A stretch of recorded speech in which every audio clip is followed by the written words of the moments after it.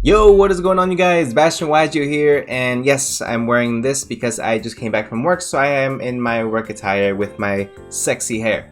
Beside the point, that's not why you guys are here though. So, today I want to go ahead and look over with you guys some of the deck lists that have been winning. Again, testing after Magnificent Mavens. Again, what we are going to be seeing, the top two decks, essentially the format, which is Sprite and Tier Elements, transfer over to, or how they will look like once Magnificent Mavens drops in the next like 2 days, I believe. So it came up a lot sooner than expected, but I mean, it essentially, what did we think was going to happen? I mean, the cute little format was not going to last forever, where it was a nice and balanced and sunshine and rainbows. No, we are hitting tier 0, baby. So this is something that we definitely are going to have to prepare for. So with this being said, I want to go ahead and show you guys 3 of the winning deck lists, I should say, or top 8 top 8 deck lists, winning deck lists, whatever, for the Ishizu tier element decks that have been playing. There's slight variations, but for the most part they are more or less pretty cookie cutter, I want to say. Again, slight variations depending on the preference, but like I said, they are all very, very similar. Now, these are coming straight from the Ready for Duel YouTube page, from his community tab. So if you guys do not follow him, definitely make sure you do. He's from Peru like myself, so you know, we're out here representing. But beside the point, guys, he's very, very informative. If you speak Spanish, he's very, very informative. Always putting out the best, really good, exciting content, things like that. So definitely very, very entertaining YouTuber to follow. But he posted some deck list, and I really want to go ahead and take this in stride to see what the decks are going to be looking like again in the next few weeks, or next few days actually, especially with YTS Pasadena coming up in this, I believe is this weekend or next weekend, where it's going to be the first real big event where Magnificent Mavens is going to be legal. So we're going to go ahead and take a look at the Ishizu tier element deck first, and then we'll take a quick look at a Sprite variant also.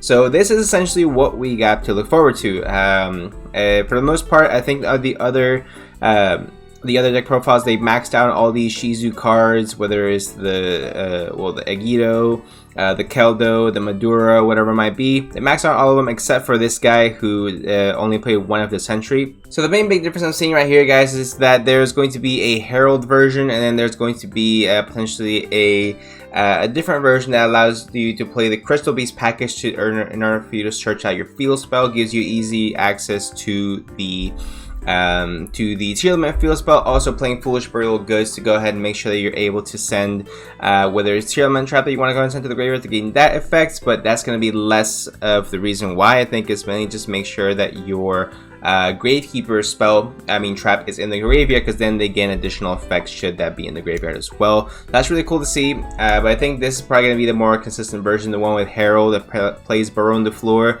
So you can go ahead and set up an Omni Negate very, very early on in your combos. Now, the deck itself, as far as tier elements are concerned, is not completely changing how it plays. You're still going to be maxing out on majority of them, except probably Rhino Heart, which is exactly what these guys are doing right here. The other real preference is going to be whether if you prefer playing Scream, tier element Scream, I should say, or if you prefer going more of the Grief route, or if you got like the Fenrir package, or the Cashier package, or the Bestial package as well. So that's the only real variation that I'm really going to be seeing in these decks.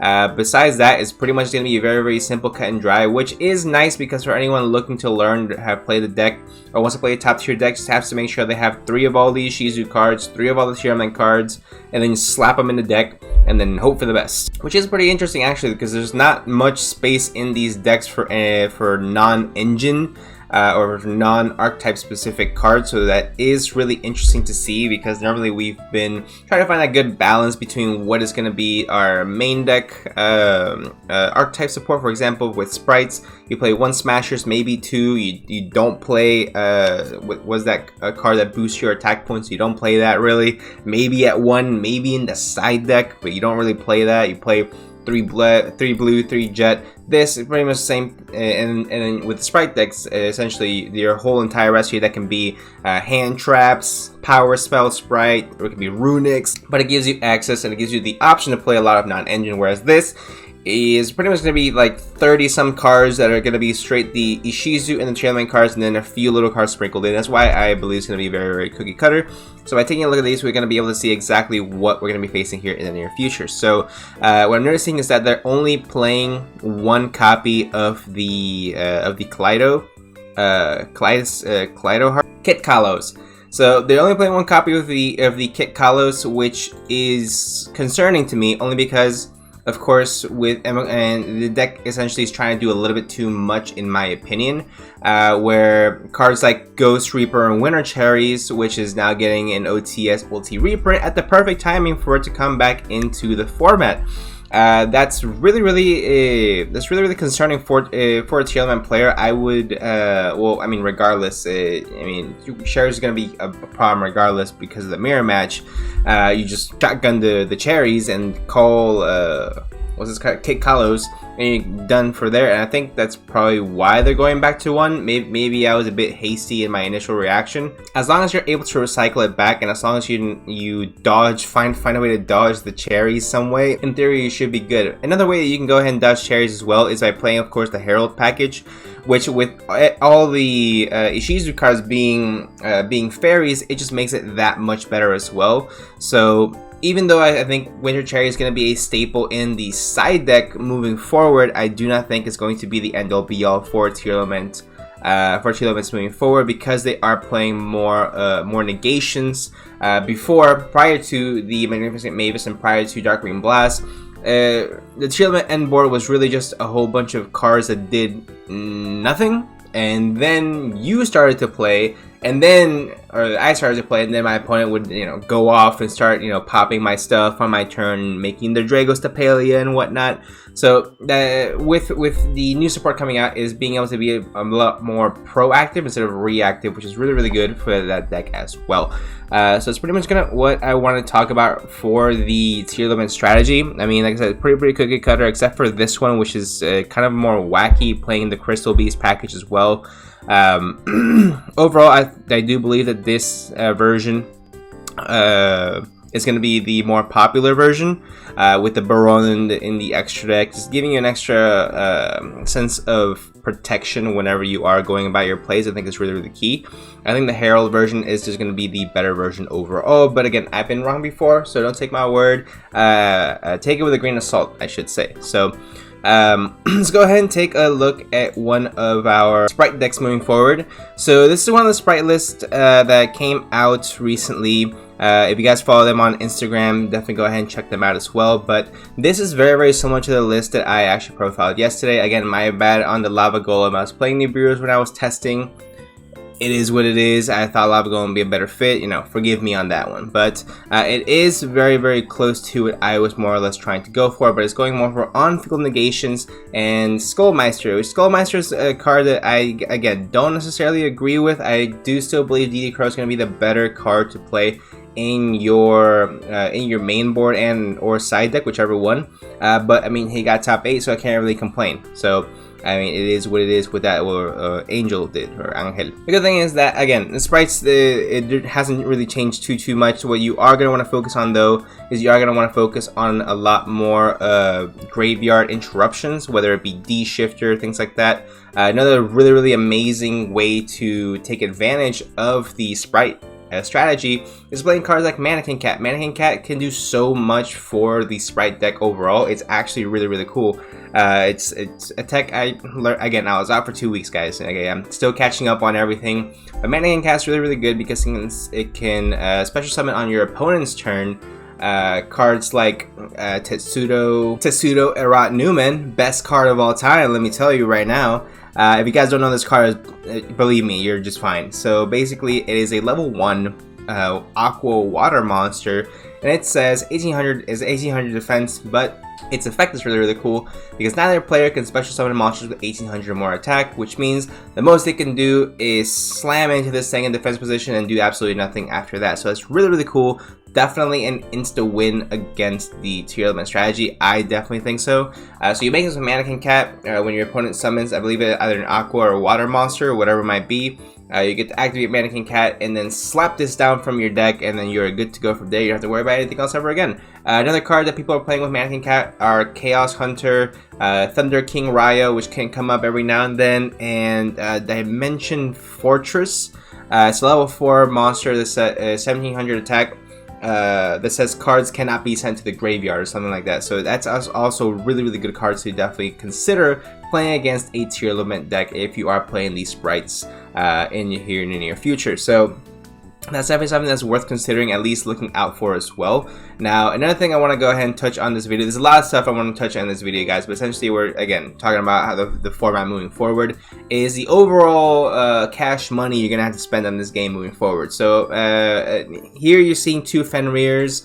We see 3 Fenrirs in this deck list as well. I don't think there were any in this one. This was not necessary per se. I want to say 50-50 chance, 2 out of 4 top decks that we're looking at today have the Fenrir, which is staggeringly wildly expensive, just $60. It is selling at $60 a copy, so I think this is wildly overpriced for right now, and I'm sure I'm not the only one, but this is actually really ridiculous. But let me show you guys why this is so good for any deck moving forward. So if you control a monster, you can special summon this card from your hand, which is really good. It's like a new age Cyber Dragon, right? But it's not just Cyber Dragon. Has 2400 attacks, a little bit nicer, but there are some effects. So during your main phase, you can add 1 Cash Tier monster from your deck to your hand. It does not say except for Fenrir, so you can go ahead and search a copy of itself. It is nice. When this card declares an attack, or if your opponent activates a monster effect, you can target 1 face-up card your opponent controls, banish it face down. So it doesn't give you a negation, but it does give you a form of interruption should your opponent want to do some shenanigans during your turn, which is nice. Also, because it is banishing face down, it is that much more impactful against your opponent as well. So it's really good to have, but I again do not believe that is a $60 card. Only look, as House of Champ says, I'm not a financial advisor channel, but I would only buy this if I'm going to a large event, whether it's regional, YCS. Right now, and I absolutely need this card. I would not pick this card up for more than 40 max 50 right now, but I do tend to stick more to the budget side, so I feel like my views on this are a little bit skewed. Other cards that you would need to look out for as well is the Bestial card. So this is Bestial Mahamut, which is pretty much paired up exclusively with the Druid's Worm as well. Both really good cards, both super rares out of Darkwing Blast, of course the Mahamut being the more prevalent of the two. So this is the one you're going to be seeing at 3 a lot more. So if you're going to be going for one package, whether it's the Bestial or the Kashira, again, if you're going to be playing a highly competitive event, it's beneficial to have both just in case. But if you're going to lean to one or the other, this is definitely, first of all, the more budget-friendly one. And because it hits the graveyard a lot harder, I think this is a slightly edge up against Fenrir, just because we are going a tier 0 format where the graveyard is going to be extremely important. So $13 a copy for the Bestial Mahamut and $4 a copy for the Druid's Worm. I don't think is completely outrageous, just because, I mean, we bought Nimble Beavers for $8, $10, and that's a common. So let's not start talking about rarities, this being supers, but still, it's selling for actually $9 to $12 a copy. So it's actually not bad at all. I think you can definitely go ahead and pick up a playset of this and a playset of Druid's Worm for like $40 on TCG Player. If you're gonna pick it up from a friend or a buddy or someone you know at the local card shop, you can definitely pick it up for a lot less. But again, that's just my speculation. So this is what we have currently released, but let's take a look at Magnificent Mavis, because if you are planning on playing the Ishizu tier limit stuff, you do have to prepare your wallets for this. So we have the Kelbeck, we have the Mudora, the Sentinel, and the Keldo, all going for market price around $21 to $22 each. Now those prices are absolutely insane, considering you have to play essentially 3 copies of each, unless you go for my man's deck list over here. Go slightly budget friendly and save yourself $40 on some Sentinels. Again, I don't only pick this up if I'm going to an event right now. I will most likely be getting a display box when we get that, as soon as it drops. But for the other cards, Linkage is $20 as well. That's a bit overpriced, and it'll definitely go down the second. I want to say give it a week or two, it should drop as well.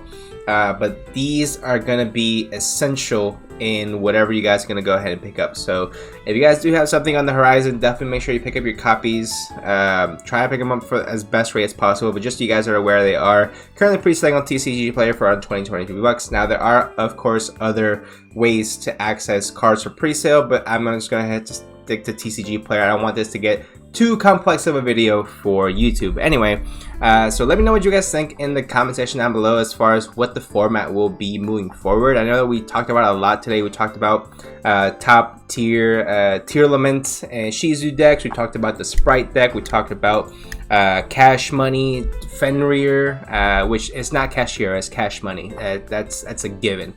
So Cash Money, Fenrir pricing, Bestial pricing, Magnificent Maven's pricing. We talked about a lot of stuff in this video, guys, so I know it's a lot. If you guys have any questions about any of this stuff, definitely let me know in the comment section down below. Let's discuss also what we are set to expect moving forward. And I'm also curious to get your opinions, guys, on what you guys actually think about the Sprite matchup moving forward. Or do you think a Sprite's still going to be a viable deck, or is it just going to be tier Ishizu, 100% tier 0? Not, I know some people are talking about tier 0.5. I don't know, guys. There's a lot of things I really love about the Sprite deck and its versatility, whether it's Live Twin, Runic, or Pure. But the Ishizu Tearlament just do so much. What I do like about it, I think I like the Runic matchup against it, just because with the amount of milling you're doing, it's tenfold what you were doing before. So I think you're gonna have a lot better chance of decking your opponent out. But that's a little bit more of a cheesy way to grab some wins here and there. But that's going to wrap it up for my opinions on all this stuff, guys. Again, let me know what you guys say in the comment section down below. Let's have a discussion on all these topics that we touched on today. Also, let me know if you guys like these type of videos where I kind of just throw all my thoughts and opinions at a whole bunch of stuff, or if you prefer just, you know, for me to break it up, and we'll go ahead and take it from there. But let me know what you guys think down below. Leave a like down below if you guys do enjoy these videos. Subscribe for more, and I'll see you guys in the next one.